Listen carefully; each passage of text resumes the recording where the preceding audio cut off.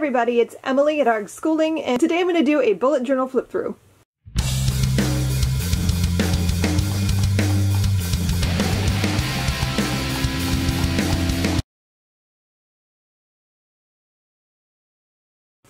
So I did one of these at the beginning of the year. I just started this bullet journal. This is my first time bullet journaling, and I thought it would be fun to kind of do a flip through. A year at a glance is still pretty much the same as it was. I haven't changed anything there.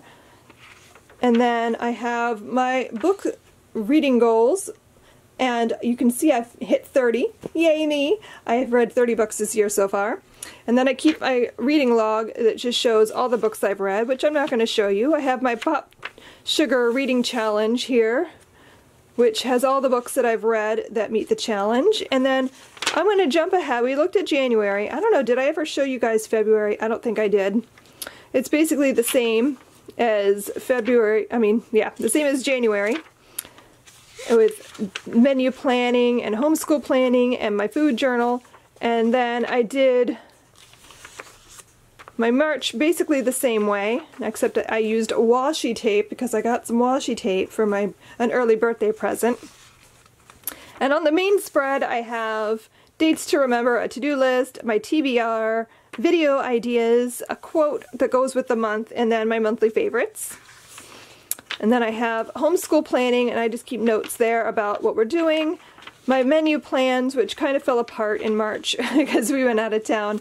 My food diary, and yeah, so then I have April, and I realize I have things on here I don't necessarily want you guys to see, but it's basically the same layout for the main page where I have dates to remember, a to-do list, my TBR down here, video plans, a monthly quote that I like, and my favorites.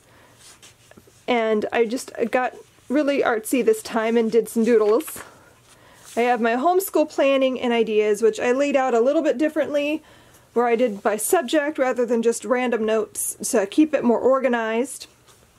And I do that in pencil so I can change things as needed. And then I did something a little bit different. Instead of a menu plan and a food journal all separate from each other, I did this layout, which I think I like a little bit better. So this, I don't know if I can zoom in a little bit here so you guys can see it a little bit better. But I have a section where I keep track of steps because I'm realizing that I'm a little bit too sedentary and I want to make myself get up and move more. I don't have a pedometer yet. If you have one that you like, let me know. I'm in the market for one, but I just use my phone because it tracks my steps, and I try to remember to keep it on my body as much as possible throughout the day so it'll give me a good average number at the end of the day to put in here.